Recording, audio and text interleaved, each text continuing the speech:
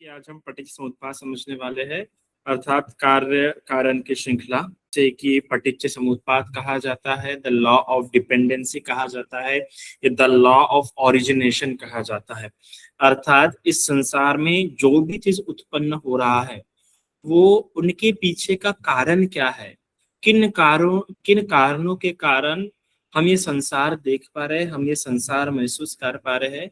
और जो भी तरह का दुख है ना, शारीरिक दुख या मानसिक दुख, ये किन कारणों से मौजूद हो रहा है। ये जो हमारा काल चक्र चलता जा रहा है, इस काल चक्र में हमारा क्या हो रहा है, जन्म हो रहा है ना, फिर मृत्यु हो रही है, फिर जन्म हो रहा है, फिर मृत्यु हो रही है।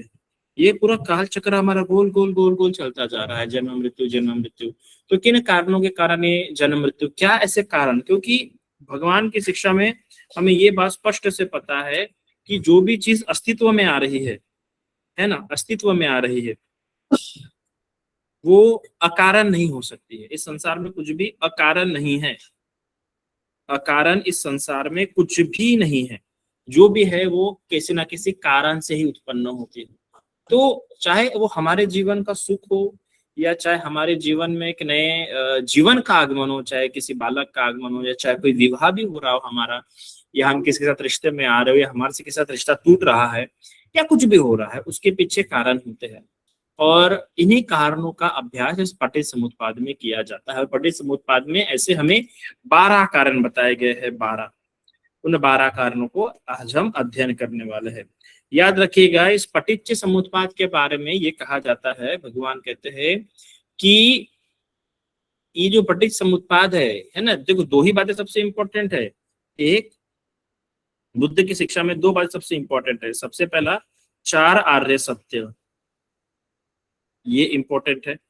और दूसरा, पटिच्च समुत्पाद, है ना, पटिच्च समुत्पाद, ये दो ही शिक्षा है। 4 आर्य सत्य में हम 4 सत्यों का अध्ययन करते हैं, और पटिच्च समुत्पाद में हम इसका अध्ययन करते हैं कि संसार में दुख कैसे उत्पन्न होता है और दुख को कैसे नष्ट किया जाता है, उसके पीछे का कारण कैसे। जब ये पटिच्च समुत्पाद का ज्ञान हो जाता है तभी 4 आर्य सत्य उत्पन्न होते हैं। भगवान को पहले जो वैशाख पूर्णिमा की रात थी ना, तो सबसे पहले भगवान बुद्ध को ये पटिच्च समुत्पाद की जो 12 कड़ियां है, ये 12 कड़ियां पहले ज्ञात हुई। ये 12 कड़ियों से इन्हें संसार को देखा और देखा कि ऐसा है, ये संसार ऐसे ऐसे इन इन कारणों से उत्पन्न होता है। ये भगवान ने देखा पहले, और फिर जाना कि अच्छा तो इसलिए दुख है, इसलिए दुख का कारण है, और दुख नष्ट भी किया जा सकता है जब उन्हें पटिच्च समुत्पाद समझा। तो ये दो ही है। तो पटिच्च समुत्पाद से हमारा जो रास्ता है वो पटिच्च समुत्पाद से होते हुए जाता है। ये जो अनित्य, भगवान ने हमें 3 लक्षण दिए ना, भगवान ने हमें 3 बातें समझाई ना, कि संसार के प्रति जो 3 बातें भगवान ने समझाई, जो भी संसार हम देख रहे हैं, ये पृथ्वी देख रहे हैं, या हमारा वैवाहिक जीवन देख रहे हो, या हमारा बचपन का जीवन देख रहे हो, जिसे हम पूर्ण रूप से संसार कहते हैं। ये जो संसार के भगवान ने 3 लक्षण बताए हमें, ठीक है। पहला कि ये अनित्य है, जिसे हम कैरेक्टरिस्टिक कहते हैं ना। दूसरा कि ये दुखद है, और तीसरा कि ये अनात्म है। ये 3 लक्षण हमें बताया ना भगवान ने संसार के।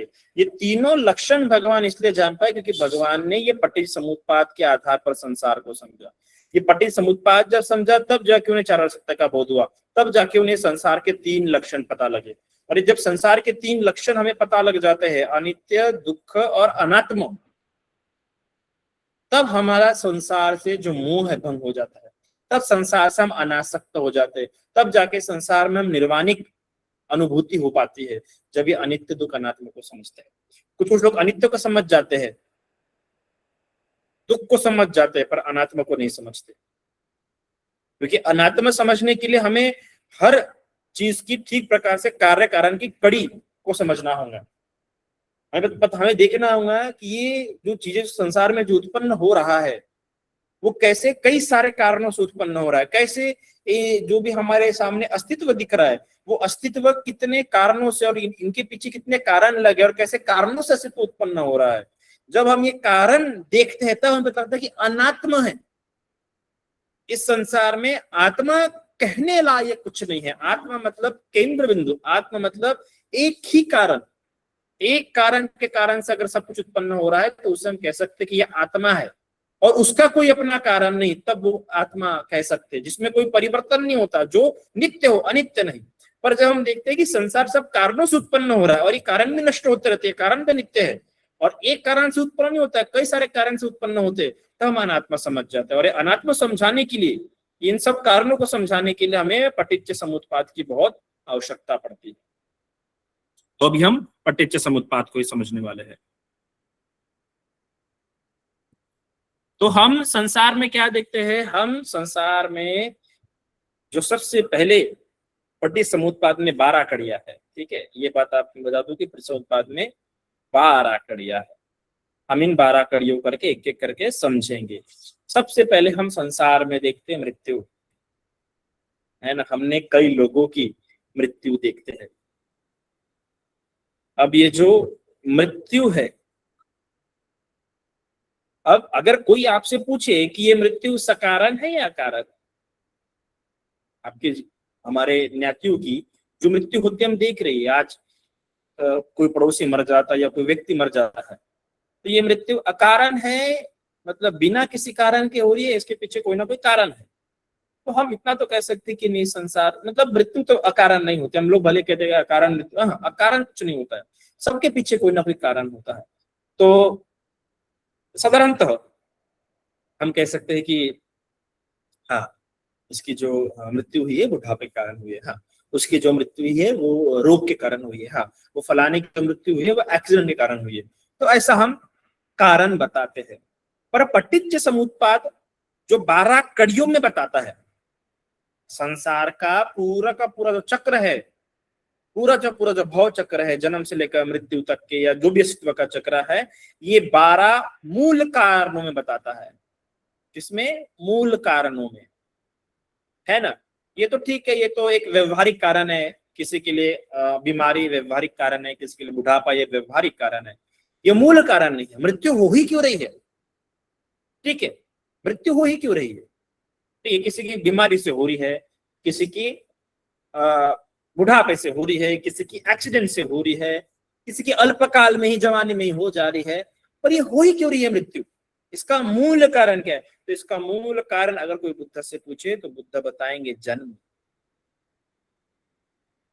बुद्ध इसका मूल कारण बताएंगे जन्म। अगर जन्म ही नहीं होता तो मृत्यु नहीं होती। ये मृत्यु का मेन कारण है जन्म, क्योंकि जन्म हुआ है इसलिए तो व्यक्ति क्या हो रहा है, जन्म हुआ है इसलिए तो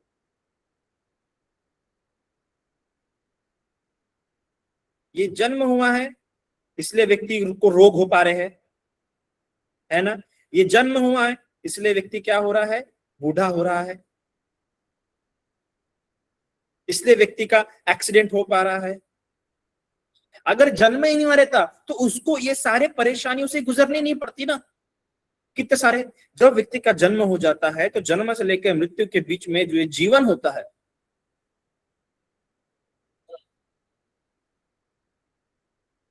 ये जो जीवन होता है, इस जीवन में उसे कितने सारे दुख देखने पड़ते हैं। प्रिय व्यक्ति का दूर जाना, अप्रिय व्यक्ति का पास आना, बूढ़ा होना, रोगी हो जाना, है ना। ये सारे दुख उसे क्यों, इच्छा की पूर्ति ना होना, ये सारे क्यों हो रहे हैं, जन्म है। तो जन्म ही इसका, ये मृत्यु का जो मूल कारण है, ये जो मूल कारण है ये दरअसल जन्म है। मृत्यु का मूल कारण है जन्म। अगर आपका जन्म नहीं हुआ रहता तो आपको मृत्यु भी नहीं हुई रहती। हमारा संसार में हम देखते हैं कि हमारे जो प्रिय व्यक्ति भी है, वो प्रिय व्यक्ति की मृत्यु हो गई। मृत्यु हुई क्योंकि जन्म हुआ, और वो जन्म होने के बाद उस व्यक्ति से आपकी जो आसक्ति हुई, तो जन्म हुआ उस बच्चे का, जिस बच्चे का जन्म ही नहीं हुआ क्या उस बच्चे से आपको आसक्ति हो सकती है? जिस बच्चे का अस्तित्व नहीं आया क्या उस बच्चे से आपको आसक्ति हो सकती है? नहीं हो सकती। तो ये मृत्यु का मूल कारण है जन्म। तो अब ये जन्म क्यों हो रहा है? ये जन्म किस कारण हो रहा है?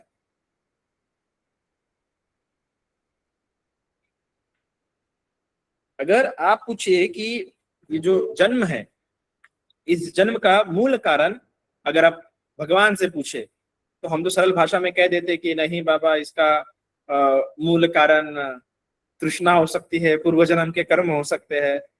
पर तो अरहंत की भी तो कर्म करते अरहंत होने के बाद भी, पर उनका फिर जन्म होता है क्या? नहीं। तो कैसे कैसे अरहंत का जन्म नहीं होता है पर हमारा बार बार जन्म हो रहा है? तो ये जन्म होने का कारण क्या है? तो ये जन्म होने का कारण है भव। हम पाली में उसे कहते हैं भव।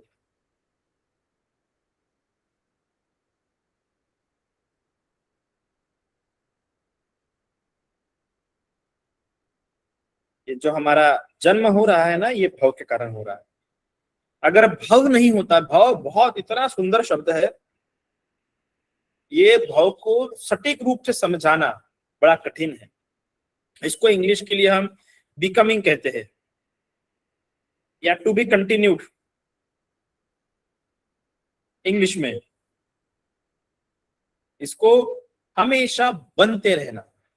ये जो जीवन चल रहा है ना, भव मतलब एक स्पैन, एक जो लाइफ स्पैन होता है हमारा, जो हम भावित करते जा रहे हैं, जो नई नई चीजों का निर्माण होते जा रहा है, हम हमारे जो जीवन जी रहे हैं, भावित कर रहे हैं, आगे बढ़ा रहे हैं, है ना, चला रहे उस चीज को, बढ़ाते जा रहे उस चीज को, वो है भव। अभी जो हम जी रहे हैं ये हमारा भव है, मनुष्य भव है। फिर अगर देवलोक में उत्पन्न हो गए, देव योनि के देव देव रूप में उत्पन्न हो गए, तो देव रूप पे जो जीवन जिया जा रहा है और जीवन जीने के लिए जो सारे प्रयास किए जा रहे हैं वो सारे भव के अंदर आता है। उन सबको भव आता है। वो चलता जा रहा है, चलता जा रहा है, भावित हो रहा है, बढ़ता जा रहा है। भावित होना, बढ़ते रहना, कल्टीवेट होते रहना, डेवलप होते रहना, आगे बढ़ते रहना, उसे कहते हैं भव। भावित, उत्पन्न होते रहना, उसे कहते हैं भव। तो ये भव हो रहा है, इसलिए क्या हो रहा है? हमारा जन्म बढ़ते जा रहा है, क्योंकि हमें एक जीवन कम पड़ रहा है, इतना हम करते जा रहे हैं। उदाहरण कि एक डब्बा है, एक डब्बे में अगर कुछ बढ़ता जा रहा है, बढ़ता जा रहा है, बढ़ता जा रहा है, तो एक डब्बा क्या पड़ जाएगा? कम पड़ जाएगा, फिर उसे दूसरे दूसरे डब्बे में भरना पड़ेगा। तो बढ़ता जा रहा है, भावित होते जा रहा है, कल्टीवेट होते जा रहा है। जैसे खेती, खेती अगर बढ़ते जा रही है, बढ़ जाए, फसल अच्छी उगते जा रही, उगते जा रही है, तो एक बोरा कम पड़ जाता है, दो बोरे बनना पड़ता, दो बोरे से तीन बोरे बनना पड़ता है। भाव मतलब बढ़ता जाना। तो क्योंकि ये जो जन्म हमारा बार बार हो रहा है, क्योंकि एक जीवन, इसको सरल भाषा में हम जीवन भी कह सकते हैं। तो ये जन्म और मृत्यु के बीच में भी क्या है? भाव है।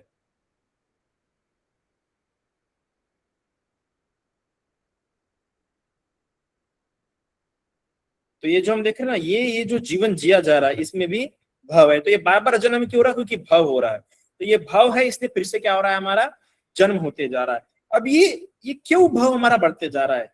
क्यों हमारा ये जो जीवन चक्र है, जीवन जी तो जा रहे हैं, ये आगे बढ़ता जा रहा है? कुछ लोग तो आत्महत्या कर लेते हैं, है ना, पर हम लोग आत्महत्या नहीं कर रहे, हमारा बढ़ता जा रहा है, बढ़ता जा रहा है, बढ़ता जा रहा है। तो इसका मूल कारण बताया गया है उपादान।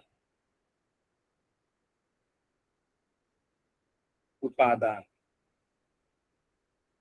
उपादान हो रहा है। उपादान मतलब क्या कह सकते हैं हम? आसक्ति। उपादान को सरल भाषा में अगर कहना रहेगा तो आसक्ति।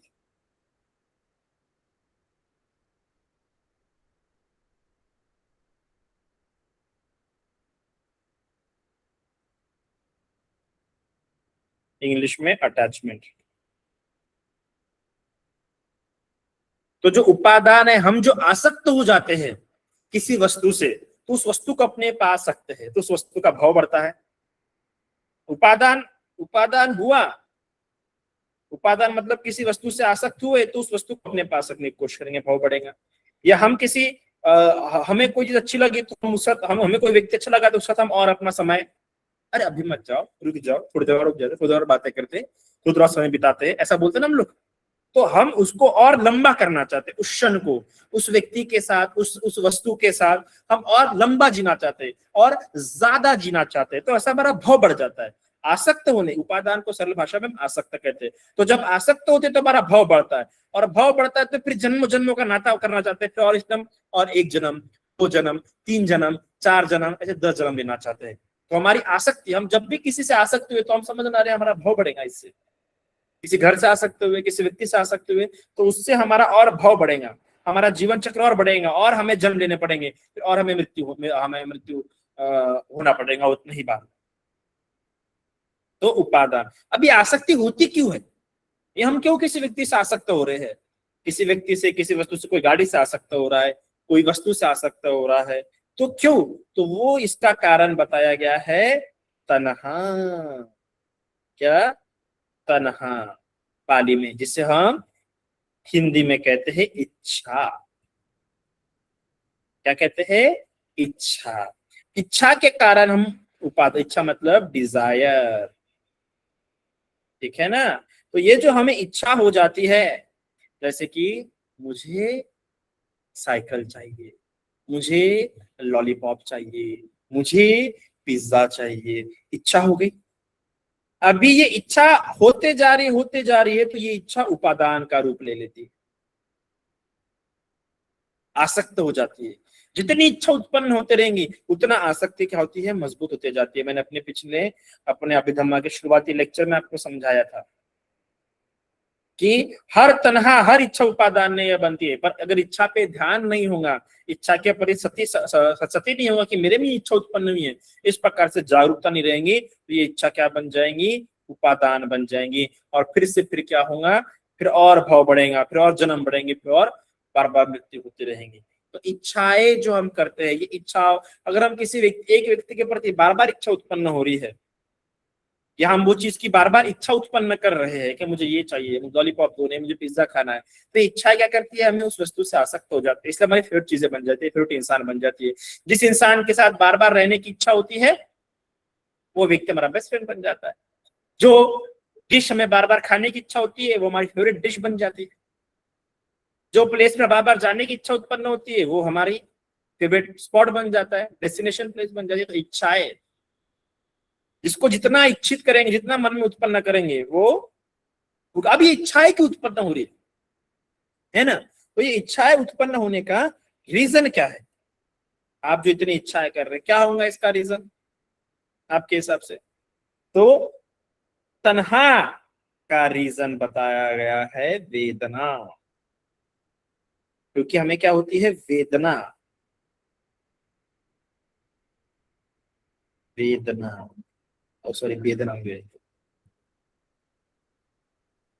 तो वेदना, क्योंकि वेदना होती है हमें, वेदना मतलब क्या है, फीलिंग्स, वेदना मतलब फीलिंग्स, वेदना मतलब अनुभूति। पर कौन सी अनुभूति, सुख दुख की, सुख और दुख की अनुभूति होती है, तो फिर वैसी इच्छा उत्पन्न होती है, जिसे हम लोग कहते हैं फीलिंग्स। तो वेदना मतलब अनुभूति, फीलिंग्स। उदाहरणार्थ, किसी अच्छे डेस्टिनेशन पे गए, या आप कहीं चले गए और आपको बड़ी सुखद वेदना हुई, तो तन्हा उत्पन्न हो जाएंगी, मुझे फिर से आना है। वेदना हुई तो फिर से क्या हो जाएंगे, आपको तन्हा हो जाएंगे कि यादना, कि फिर से आना है। हम इस और अच्छे समझने की कोशिश करते हैं, ठीक है। अभी जो वेदना है, वेदना कितनी प्रकार की हो सकती है, एक तो सुखद हो सकती है, एक तो दुखद हो सकती है, या एक तो असुखद, अदुखद, ठीक है। अगर आपको समझ जाओ, किसी जगह पे आप घूमने के लिए गए, जब किसी जगह पे आप घूमने के लिए गए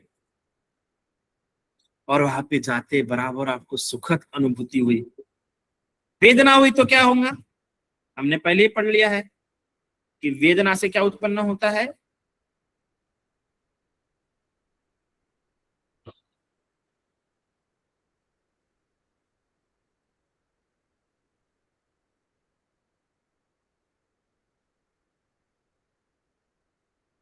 हमने पहले ही पढ़ लिया है, वेदना से उत्पन्न होता है तन्हा, मतलब इच्छा। तो वेदना से तन्हा उत्पन्न होती, इच्छा उत्पन्न है। अब समझ जाओ, अगर आपको सुखद वेदना हुई तो आपकी इच्छा तो उत्पन्न होंगी ना, सुखद अनुभूति तो तन्हा, जैसी वेदना हुई, सुखद वेदना हुई तुरंत तन्हा उत्पन्न हो जाएंगे। किस तन्हा उत्पन्न होंगी कि क्या क्या हो सकती है कि मुझे फिर से आना है, या यहाँ पे रहते रहना चाहिए, या यहीं पे बैठे रहो, या काश मेरी जिंदगी यहाँ पे होती, या काश मेरा घर होता, या काश मेरी ऐसी लाइफ होती। तो कितनी सारी इच्छा उत्पन्न हो जाती, काश ये काश वो काश वो, हो गई इच्छा। अब ये इच्छा क्या करेंगी, उपादान। जैसे तन्हा हुई तो तन्हा से भी क्या होगा, फिर आपको उपादान होगा, क्योंकि जैसे तन्हा हो वैसे उपादान होगा छोंगे। उपादान मतलब आसक्त तो ही जाओगे। इच्छा उत्पन्न हुई कि आश में ऐसा होता है, फिर आप तुरंत आसक्त हो जाते उस जगह से, फिर आप वो बार बार करना चाहते हैं, उस जगह पे बार बार आना चाहते हैं। तो ये तीनों की कड़ी ऐसी होती है ना। वेदना, वेदना जैसे हुई इच्छा उत्पन्न हुई, इच्छा जैसे उत्पन्न हुई, इच्छा ऐसी जितनी तीव्रता से उत्पन्न होंगी वैसी आसक्ति होंगी। जैसी तीव्रता से इच्छा उत्पन्न हुई वैसा वो उस व्यक्ति से आसक्त हो गया। सुख जितना तीव्र होगा उतनी तीव्र इच्छा होंगी, तीव्र जितनी इच्छा होंगी उतनी तीव्र क्या होंगी, आसक्ति होंगी। मतलब ये ग्राफ ऐसा बढ़ता जाता है, आगे आगे बढ़ता जाता है।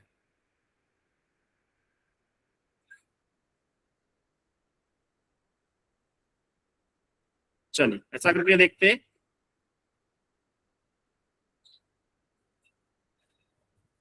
वेदना देखे हमने। अब वेदना, चलो अगर दुखद वेदना उत्पन्न हो गई, दुखद वेदना उत्पन्न हो गई, ज्यादा ये हो गया।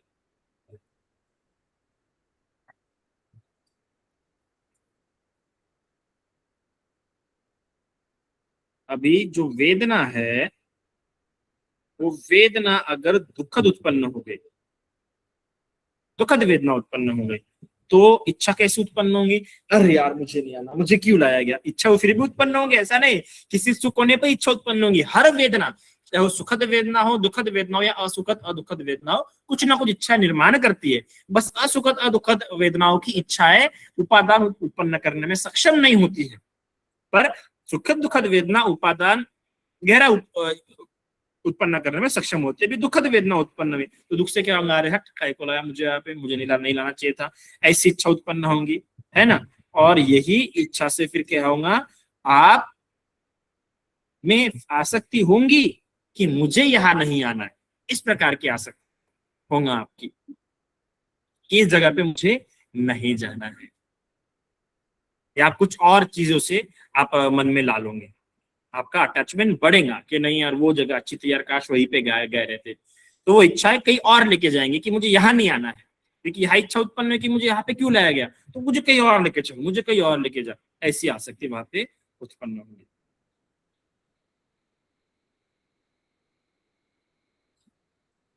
ठीक है। अब वेदना, अब वेदना हो रही है, अब क्यों हमें सुखद अनुभूति हो रही है, क्यों दुखद अनुभूति हो रही है, क्यों ये जो जो वेदना हो रही है ऐसे हमें वेदना क्यों होती है, तो उसका कारण बताया गया है फस। क्या बताया गया है,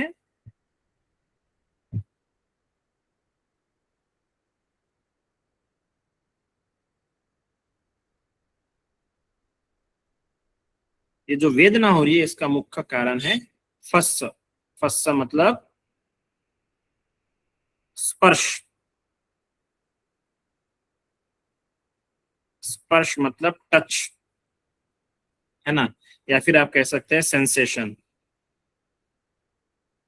अभी फस हुआ, फस मतलब अगर आपको बहुत अच्छी आंखों से जगह देखी है ना, तो जगह आपकी आंखों से देखी तो आंखों का स्पर्श हुआ, अरे कितनी सुंदर जगह है। कोई सुंदर गाने सुन लिए, अरे कितने सुंदर गाना है, कितना प्यारा गाना है, या फिर और सुनने का, तो कानों को शब्दों का स्पर्श हुआ। ठीक है, आप इधर देखिए, बोर्ड पे देखते रहिए, ठीक है। अब कानों को शब्दों का स्पर्श हुआ तो वेदना हुई सुखद, अच्छा लगा तो सुखद वेदना होगी। और ये फिर इच्छा तो तन्हा होंगी कि यार ये गाना फिर से बजना चाहिए। और फिर वो गाना जब बार बार बजेगा तो फिर उपादान होगा उसी गाने से कि यार मेरा तो यही फेवरेट गाना है, फिर और उससे उपादान होगा। फिर और फिर उपादान अटैच हो गए तो फिर वो आपको और बार बार करने की इच्छा होगी, है ना। अटैच हो गए तो फिर वो आप बार बार वो करने की कोशिश करोगे, और फिर और बार बार आपका जन्म बढ़ता जाएगा। तो ये ऐसा होता है।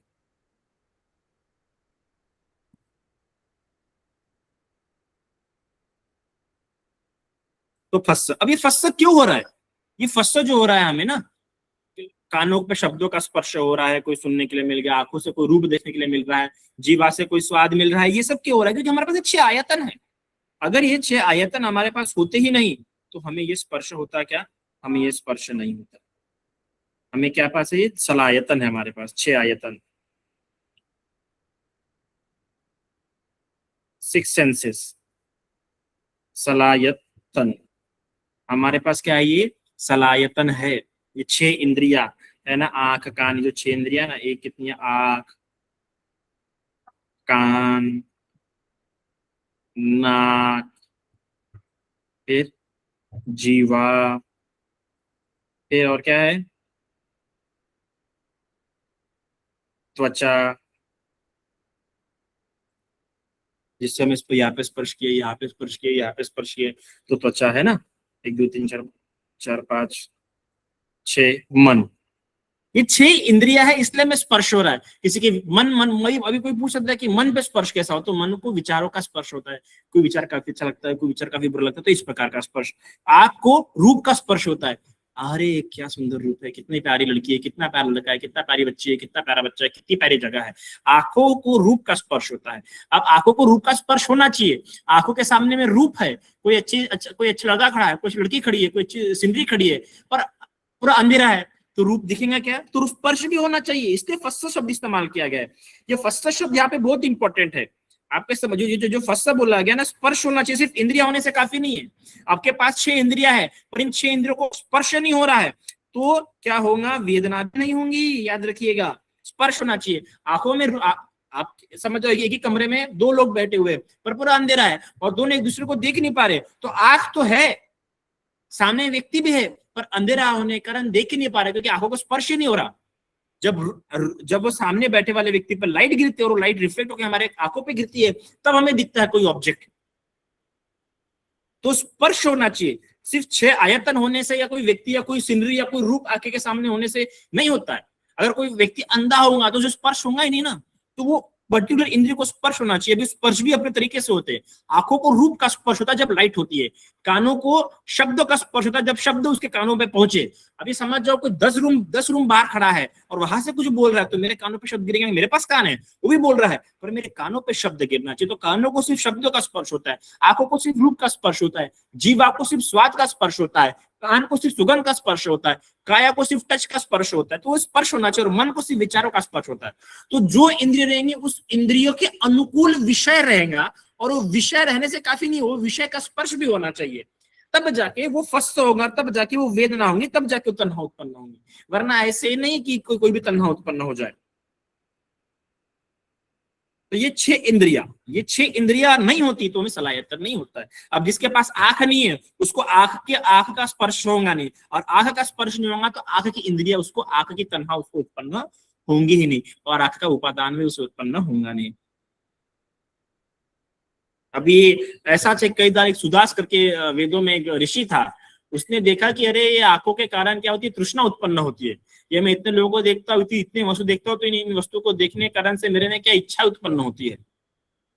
इसलिए उसने अपने आंखें ही फोड़ दी कि अरे आंखें रहेंगे, देखूंगा नहीं तो इच्छा उत्पन्न नहीं होंगी। पर आंखों के ना होने से तृष्णा ना हो, ये तो नहीं हो सकता ना। बाकी 5 इंद्रिया, उन 5 इंद्रियों से भी तृष्णा उत्पन्न हो सकती है।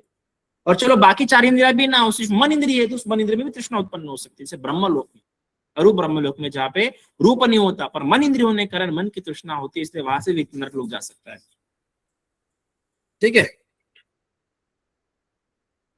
तो ये होता है सलायतन। अब ये सलायतन क्यों है? सलायतन, ये जो 6 इंद्रिय, ये 6 इंद्रिय इसलिए क्योंकि नाम और रूप है।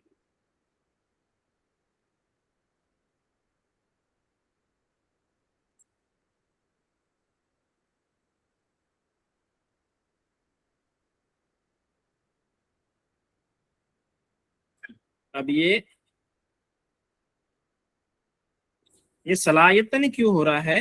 क्योंकि यहाँ पे नाम रूप है। अब नाम मतलब क्या होता है? माइंड। और रूप मतलब क्या होता है? मैटर, या फिर बॉडी आप कह सकते हैं। ये हमारे पास बॉडी और माइंड होने के कारण से हमारे पास 6 इंद्रियां हैं। अगर ये बॉडी और माइंड होती नहीं तो ये 6 इंद्रियां होती है, नाम रूप होता ही नहीं तो हमारे पास ये इंद्रियां होती ही नहीं। अब ये नाम और रूप कैसे आया? नाम और रूप आया विज्ञान के कारण। अब विज्ञान कौन था?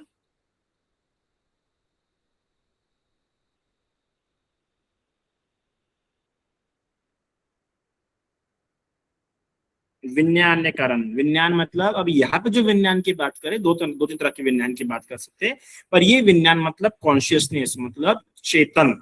तो जब चेतना, अब यहाँ पे गर्भ के समय की, वो माँ के गर्भ में पटी संधि विज्ञान उत्पन्न हुआ, तभी तो हमारा माँ के गर्भ में शरीर बना और वहां से हमारा जीवन शुरू हुआ है। तो जब वो माँ के गर्भ में पटी संधि विज्ञान उत्पन्न हुआ, तब से हमारा ये पूरा भव चक्र शुरू हुआ है। हमें नाम रूप मिला, नाम रूप से हमें फिर सलायतन मिले, सलायतन से फिर हमारा इन 6 इंद्रियों पे स्पर्श होने से, स्पर्श होने से फिर वेदनाएं होती है, वेदनाएं होने से हमें क्या होता है? इच्छा उत्पन्न होती है, इच्छा होने से हम आसक्त होते हैं, आसक्त होने से हम वो चीजें और बार बार करते हैं, हमारा भाव बढ़ता है, फिर भाव बढ़ने से हमारा एक जीवन हमें कम पड़ जाता है और फिर बार बार जन्म लेते और बार बार मृत्यु लेते रहते। किस कारण हुआ? विज्ञान। माँ के गर्भ में जो विज्ञान उत्पन्न हुआ, जो पटिसंधि उत्पन्न हुआ, जो कॉन्शियसनेस उत्पन्न हुआ, जो चेतना उत्पन्न हुई, उसे हम कहते हैं विज्ञान। ये जो विज्ञान उत्पन्न होते रहता है ना, हमारी जो चेतना, इसको देखा उसको देखा है ना, फिर चेतना से देखते तो ये विज्ञान है वो। और अभी विज्ञान, ये माँ के गर्भ में विज्ञान उत्पन्न कैसे हुआ? पटिसंधि, जिसे कुछ लोग आत्मा बोलते हैं, ये चेतना, ये विज्ञान, पटिसंधि विज्ञान उत्पन्न कैसे हुआ? तो उसके लिए भी बताया गया है कि ये भी रीजन है। तो ये हुआ संखार के कारण। किसके कारण हुआ ये? संखारा के कारण। अब ये संखारा में पता है, ईर्ष्या का संकार, द्वेष का संकार, जो चैतसिक होते हैं ना, काया संकार, वाणी का संकार, मनो संकार, जो एक्टिविटीज करते हैं हम वो संखार के कारण क्या होता है? हमें विज्ञान उत्पन्न होता है। अब मृत्यु के समय में भी जब हम मर रहे होते तो हम कोई संखार पकड़ लेते हैं। हमने जीवन में काया से कोई कर्म किया होगा, काया संखार, वाणी से कोई कर्म किया होगा तो वाणी संखार, मन से कोई कर्म किया होगा तो मन का संखार। ये तीनों संखार में से कोई एक संखार होता है। काया का संखार, काया को कर्म, तो अरे मैंने काया से इसको मारा था, या मैंने काया से ये पुण्य कर्म किया था, वो संस्कार पकड़ लेता है मरते समय, और तुरंत फिर वही संखार लेके च्युत विज्ञान होता है। फिर किसी और माँ के गर्भ में वो विज्ञान, कॉन्शियस परिसंधि विज्ञान उत्पन्न होता है, और फिर उस विज्ञान से फिर नाम रूप आता है, और नाम रूप से फिर तो ये है संखार। ये संखारा के कारण जन्म हो रहा है हमारा। हम जो संखार बना के रखे, काया संखार, वाणी संखार, मनो संखार, फिर वो संखार के कारण हमारा जन्म होता है। अब ये संखार हमारे क्यों बन रहे? तो संखार बन रहे हैं हमारे अविद्या के कारण। हमारे में क्या है? अविद्या। अब ये अविद्या क्या है? ये अविद्या अर्थात हम नहीं जान रहे कि संसार में दुख है, और ये दुख का कारण हमारी इच्छाएं है, और ये दुख बार बार उत्पन्न होते रहता है। और इस दुख को अगर नष्ट करना है तो हमें अपनी इच्छाओं को त्यागना सीखना होगा, और इन इच्छाओं को त्यागने के लिए हमें आर्य अष्टांगिक मार्ग पे चलना है। और आर्य अष्टांगिक मार्ग पे चलेंगे तो हमारे में ऐसी इच्छा उत्पन्न होंगे नहीं कि जिससे कि हमारे अकुशल संस्कार हो। तो ये अविद्या मतलब ढके हुए हम लोग, हमारी सोच, हमारे विचार करने का तरीका, ये सब ढका हुआ है। हम ये क्या ढका हुआ है कि हम सोचते नहीं, अगर हमारी सम्मा आजीविका होंगी, सम्मा वायाम, सम्मा सती, सम्मा समाधि, सम्यक दृष्टि, ये सब होंगी, तो हम में ऐसी इच्छा उत्पन्न होंगी नहीं किसी नुकसान करने की, ऐसी तृष्णा उत्पन्न होंगे जिससे कि हमारे काया से कुशल कर्म हो, वाणी से कुशल कर्म हो, ऐसे कुछ होगा ही नहीं। और हम अविद्या से ढके हुए, हम बोलते छोड़ो ना, क्या सोचना इतना, क्या ये जन्म जन्म का देखते रहना, क्या पाप देखना, क्या पुण्य देखना, ये ऐसे विचारों से हम है, ऐसे हम अविद्या से, इसलिए फिर हम संखार करते रहते हैं, और वो संखार से विज्ञान उत्पन्न होते रहता है। तो अभी हमने देखा पट्टिज समुत्पाद की, तो अभी हमने इसको मृत्यु से शुरू किया, अभी हम इसे फिर शुरू करते। अभी हमें क्या है समझ जाओ, अविद्या। अभी हम इसे और सरल भाषा में समझने की कोशिश करते हैं, ठीक है? अविद्या, अविद्या मतलब ये नहीं समझना कि दुख है, ठीक है, और दुख का कारण है, और दुख का निवारण, ठीक प्रकार से जनता के निवारण क्या है, और उसके लिए मार्ग भी है, वो मार्ग भी नहीं जानता। तो ये अविद्या क्यों है?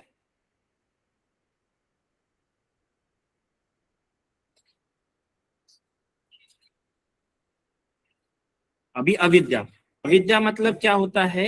जो ये नहीं समझ रहा कि दुख क्या है, उसे पता ही नहीं दुख क्या है। अरे तो मैं जरा मैं चार्जर लगा दूं।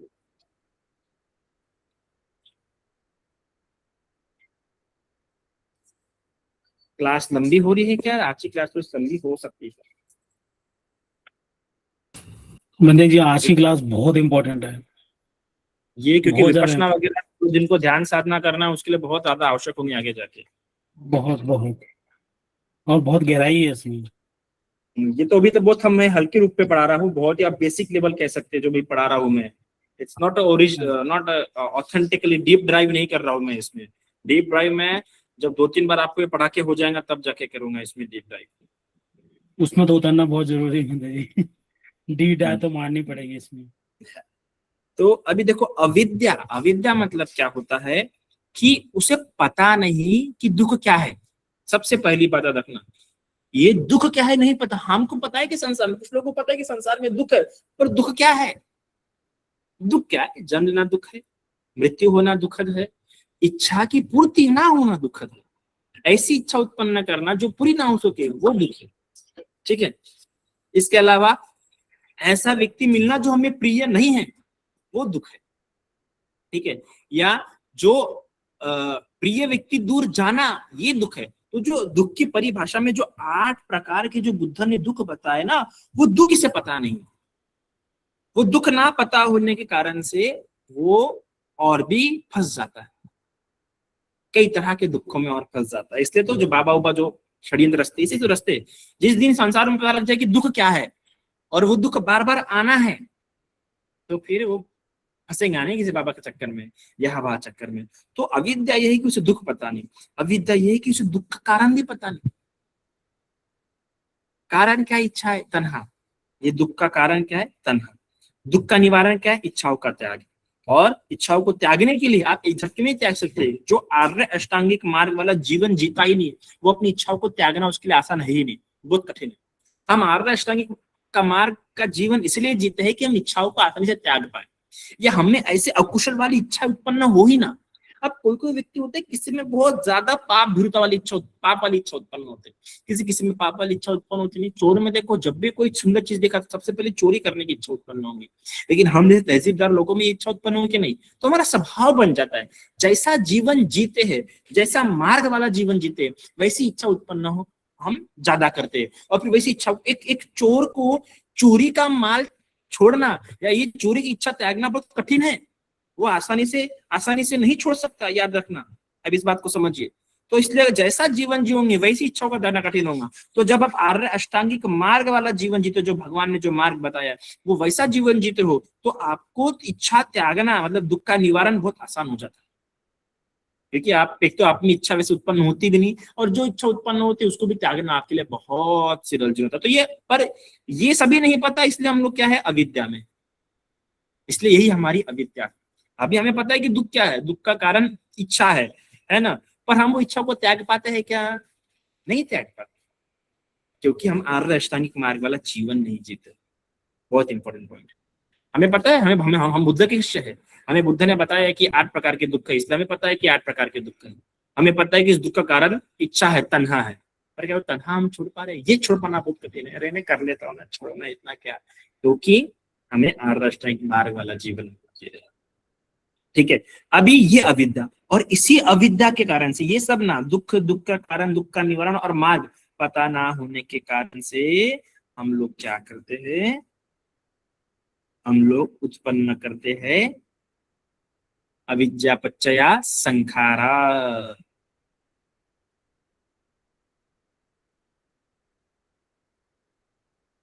अविद्या से सबसे पहले क्या उत्पन्न होते हैं?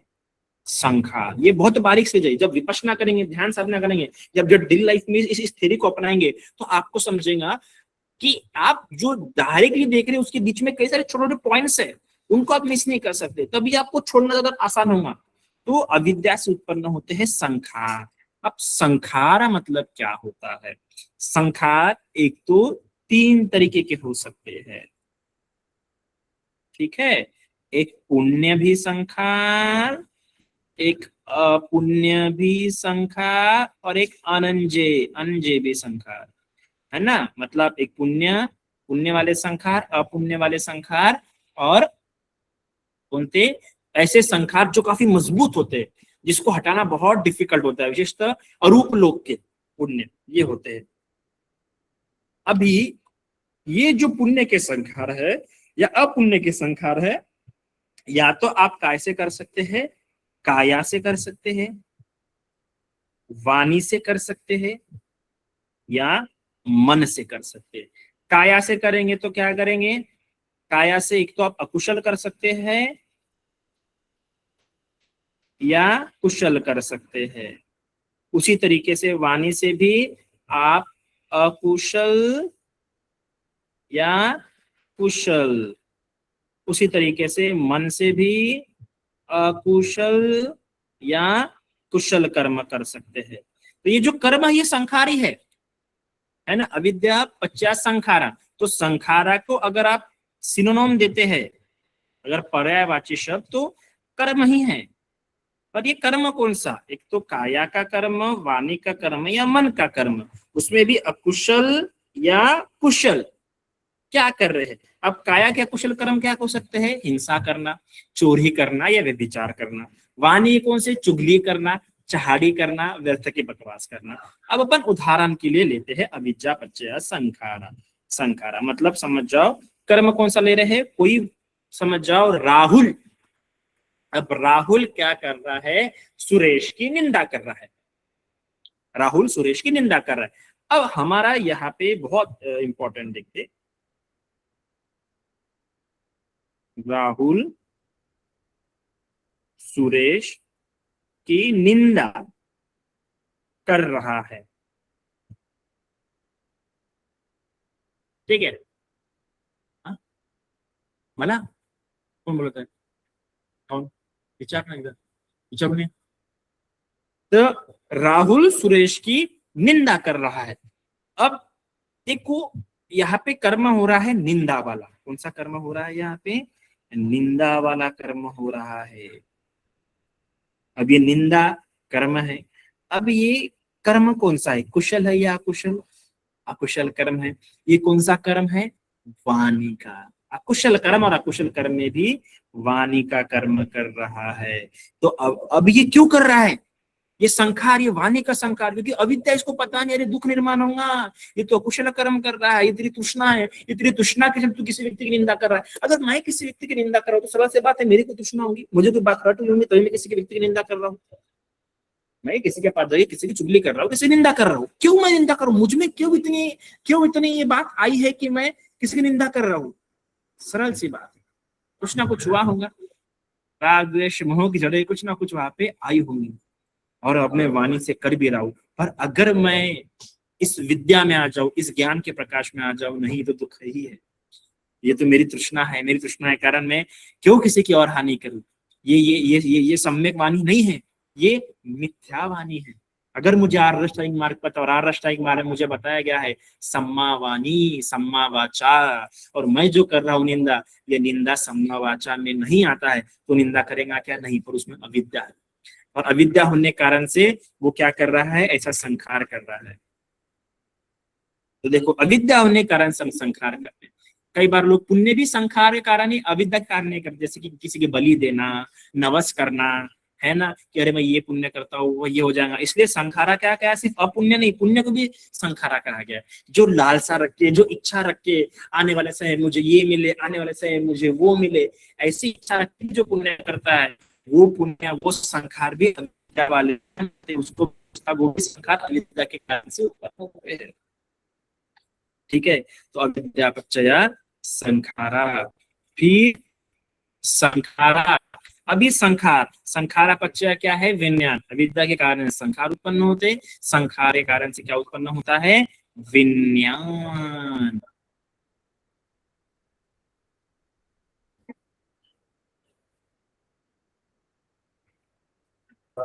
अविद्या के कारण से क्या उत्पन्न होता है? विज्ञान उत्पन्न होता है। विज्ञान मतलब क्या होता है?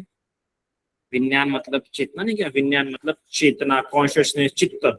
सरल भाषा में चित्त उत्पन्न हुआ। अब मेरी थी चुगली करने की संखार, है ना, तो मैं सामने वाले व्यक्ति को भी वैसा ही देखूंगा, वैसा ही समझूंगा, वैसा ही मेरी चेतना वैसी रहेंगी सामने वाले व्यक्ति के प्रति। वो वैसा ही मेरा मन में, मैं किसी व्यक्ति के बस निंदा करूं की मैं निंदा कर रहा हूँ, उसकी बन जाएंगी।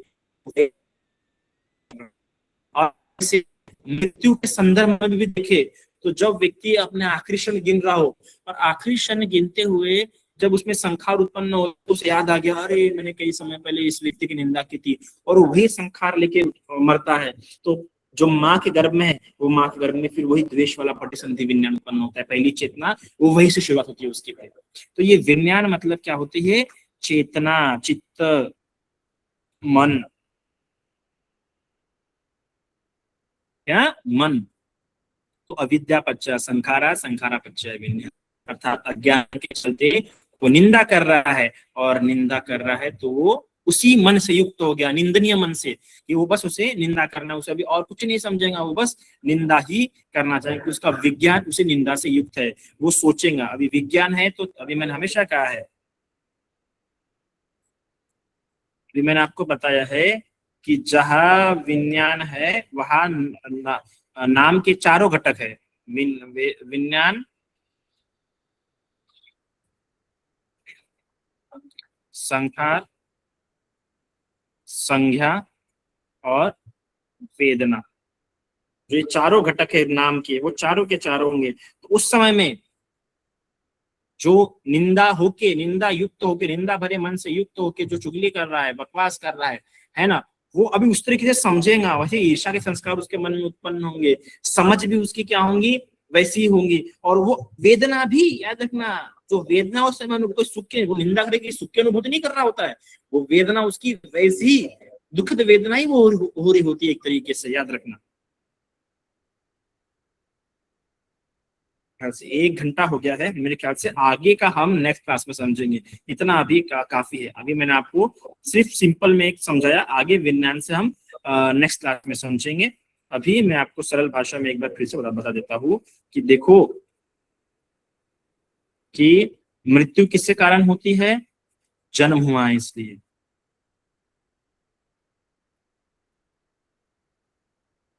ये जो मृत्यु क्यों हो रही है? क्योंकि जन्म हुआ है। जन्म नहीं हुआ तो मृत्यु नहीं होता। अब जन्म क्यों हो रहा है? क्योंकि हमें जीवन कम पड़ रहा है, हम कुछ ना कुछ करते जा रहे हैं, कुछ ना कुछ करते जा रहे हैं, है ना, भाव, क्योंकि हमारा भाव बढ़ता जा रहा है, तो इसलिए हमारा एक जीवन कम पड़ते जा रहा है, फिर हम और जन्म लेते हैं, फिर और मृत्यु होती है। अब ये भाव, ये कुछ ना कुछ ये करते रहना, वो करते रहना, ये हमारा भाव बढ़ता क्यों जा रहा है? उसका मूल कारण ये है कि हमें उपादान है। विजय बच्चा शंकर, शंकर बच्चा मिलान रचना, क्योंकि हम आसक्तियां हमारे बढ़ती जा रही है। उपादान, उपादान मतलब आसक्तियां, हम आसक्त ज्यादा होते हैं। तो हमें किसी भी, अगर मैं किसी एक व्यक्ति से आसक्त हुआ तो मेरा उसके साथ एक क्षण मुझे कम पड़ जाता है, फिर हम उसके साथ और जीना चाहते हैं, भाव बढ़ता है, और समय टाइम स्पेंड करना चाहते हैं, और टाइम स्पेंड करने के कारण से हमारा जन्म और बढ़ता है, जन्म कर हमारी मृत्यु बढ़ती है। तो ये उपादान, ये आसक्त क्यों हो रहे? आसक्ति होने का कारण ये है कि हमारे मन में तन्हा उत्पन्न हो रही है, अर्थात इच्छा उत्पन्न हो रही है। अब इच्छा हमारे मन में क्यों उत्पन्न हो रही? तो इच्छा उत्पन्न होने का कारण ये है कि हमें वेदनाएं होती है, अनुवेदना होती है। अब वेदना क्यों होती है? वेदना इसलिए होती है क्योंकि हमारे पास सलायतन है, सिक्स सेंस है ना, तो ये सलायतन है। सलायतन, ये 6 इंद्रियां नहीं तो वेदना नहीं होती, और वेदना नहीं तो समझो ये आंख को स्पर्श हुआ, आंख को स्पर्श हुआ, इसलिए हमारे में वेदना उत्पन्न होगी, और वो वेदना से फिर हमारी इच्छा उत्पन्न होगी, इच्छा से फिर वो आसक्त हो गए, आसक्त होने का फिर हमें और चाहिए, है ना, और चाहिए। तो ये वेदना क्यों हो रही है? क्योंकि हमारे पास 6 सेंस है, सलायतन, 6 आयतन मतलब इंद्रिया, ये 6 इंद्रिया है, ठीक है। अब ये 6 इंद्रिया क्यों उत्पन्न है? क्योंकि हमारा मन और शरीर है हमारे पास, मन और शरीर, जिसे हम नाम रूप कहते हैं। ये मन और शरीर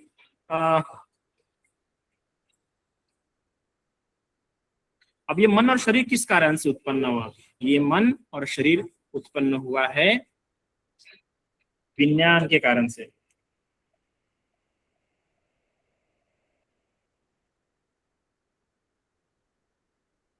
सॉरी देखिए, एक कड़ी छूट गई थी मेरी। ये जो वेदना इसलिए हो रही है क्योंकि स्पर्श हो रहा है। ये तो बोलिए मुझे, ये वेदना हमें क्यों हो रही है? क्योंकि हमें स्पर्श हो रहा है, स्पर्श हो रहा है। अगर ये इंद्रिय, अगर ये वेदना इस तरह की यहाँ पे स्पर्श हो रहा है, अगर यहाँ पे स्पर्श ही ना हो तो हमें हो सकता है क्या? नहीं। पर ये स्पर्श क्यों हो रहा है? क्योंकि यहाँ पे हमें इंद्रिया है, इंद्रियों के कारण। देखिए, अगर मैं ये एक लिंग छोड़ देता हूँ, फॉर एग्जाम्पल मैं ये फर्स्ट हटा देता हूँ और वेदना करता और इंद्रिया कहता हूँ, इंद्रिया होने से हमें वेदना होती है क्या? नहीं। मेरे पास ये इंद्रिय है, मेरे पास आंख इंद्रिय है, पर देखो अभी यहाँ पे मैंने आंख ढक के रखा है, तो मुझे कोई स्पर्श होगा तो ये वेदना तभी होंगी जब फंसा होगा। तो ये लिंक छूटनी नहीं चाहिए, आप एक भी लिंक छोड़ नहीं सकते। अगर एक भी लिंक छोड़ रहेंगे तो आगे जाके साधना करने में आपको उतनी गड़बड़ी होंगी, आप अनात्म बोध को समझ नहीं पाओगे। सिर्फ इंद्रिय होने से, सिर्फ ये मेरे पास अभी आंख की इंद्रिय है, सिर्फ इंद्रिय होने से मुझे वेदना उत्पन्न नहीं हो रही है।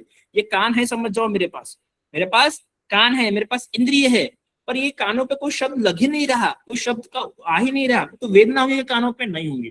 तो इंद्रिय होने से काफी नहीं है। जब फस होता है, जब फस होता है तब जाके वेदना होंगी, और ये फस तभी हो पाएगा जब इंद्रिय होंगी। तो इसलिए इंद्रिया है। और ये इंद्रिया क्यों है? क्योंकि हमारे पास मन और शरीर है। अगर ये मन और शरीर में तो इंद्रिया कहाँ पे उत्पन्न होती? ये इंद्रिया उत्पन्न होती नहीं। अब ये इंद्रिया क्यों वर्क, ये जो नाम और रूप, ये जो मेरा माइंड और बॉडी क्यों काम कर रहा है? क्योंकि कॉन्शियसनेस है, चेतना है इसमें, जिसे हम कहते हैं विज्ञान। मनन करने की, चिंतन करने की क्षमता है, विज्ञान चेतना है, इसलिए ये मन और शरीर है। और ये मन और शरीर है इसलिए इंद्रिया काम कर रही है। इंद्रिया काम कर रही है, स्पर्श हो सकता है, स्पर्श हो रहा है इसलिए वेदना हो रही है। अब ये विज्ञान कैसे उत्पन्न होता है? ये विज्ञान उत्पन्न होता है संखारा के कारण। संखारा है ना, एक्शंस, कर्म करने की चेतना, कायावानी। अब ये संखार क्यों हो रहे? क्योंकि अविद्या। ठीक है, ये आपको समझना है। अविद्या, उदाहरणार्थ अभी मैं एक सिंपल सा उदाहरण फिर से देखे ये क्लास को खत्म करता हूँ। अविद्या, अभी मैंने, समझ जाओ, मैंने सुरेश की कोई वस्तु चोर ली, मैंने सुरेश का संपत्ति चोर ली। अब चोरा, अब मैं ये, मेरे को लगा क्यों चोरा होगा, मैंने, मुझे लगा कि ये वस्तु मेरे पास आ जाएंगी तो मेरे जीवन में सुख आ जाएगा। पर मैंने भगवान का पहला सत्य समझा नहीं कि दुख तो है, नहीं ये चोरू या वो चोरू, तो मैं क्यों कुछ कर्म करूं। पर हमें भगवान का सत्य नहीं समझ रहे कि संसार में दुख है। जो संसार में दुख है ये बात समझ गया, वो क्यों और क्यों ये सब इस उसके लिए दौड़ भाग करे। मेरे पास ये है और कुछ नहीं है तो उससे भी फिर से दुख उत्पन्न होगा, दुख चलता रहेगा, है ना। और ये दुख क्यों आ रहा है मुझे, कि मुझे इस बात का दुख क्यों हो रहा है, और मैंने वो दुख के चलते चोरी कर लिया। क्यों? क्योंकि मैं ये समझ नहीं रहा कि अरे इच्छाएं तो उत्पन्न होंगी, सिर्फ मेरे मन में इच्छा उत्पन्न हो इसलिए मेरे को दुख हो रहा है, और उस दुख के चलते मैं चोरी कर रहा हूँ। क्यों करूँ? अगर मैं सम्मा आजीविका जीव, आर्य मार्ग के अनुसार जीवन जीव, तो मुझे वो चोरी करने की जरूरत नहीं है, क्योंकि मेरे मन में इच्छा उत्पन्न होगा नहीं। पर ये सारी बातें मैंने समझ ली, हम अविद्या से ढके हुए, और अविद्या से ढका होने के कारण से हमें क्या हुआ? वैसा संखार उत्पन्न हुआ। कौन सा संखार? चोरी करने का, चोरी करने का। तो हमने क्या किया? काया संखार, काया संखार में हमने चोरी की, और हमने फिर वैसा ही विज्ञान, मतलब वैसी चेतना उत्पन्न हुई। फिर वैसी चेतना के कारण जो हमारा मन और शरीर उन्हीं कामों में लग गया। फिर मन और शरीर से क्या हुआ? इंद्रिया, फिर वो इंद्रिया भी उसी चीज के पीछे लगी, उसी चीज को लेकर बार बार हमारा हुन लगा, है ना। आंखों से कोई रूप देखा है तो आंख की इंद्रिय बार बार उधर ही जाएंगी। फिर जैसे चोरी करने वाला होता है तो क्या होता है? बराबर अपनी चोरी वाली वस्तु पे नजर रखता है ना। तो इंद्रिय, वो आंख की इंद्रिय उसकी बार बार वहीं पे काम करेंगी, और वो आंख की इंद्रिय बार बार वो फस्त उत्पन्न कर देंगे, जो उसे और चोरने का मन होते रहेगा। वो स्पर्श के कारण उसके और वेदना होंगी, अरे ये चीज चाहिए वेदना, सुखद वेदना, और इच्छा उत्पन्न होंगी, और इच्छा और गाढ़ी होते रहेंगी, और फिर हम उसके लिए प्रयास करते रहेंगे, और हमारे जन्म मृत्यु बढ़ते रहेंगे। ये सरल भाषा मैंने समझाने का प्रयास किया। नेक्स्ट क्लास में मैं इसको और डीपली समझाने का प्रयास करूंगा। ठीक है, साधु साधु।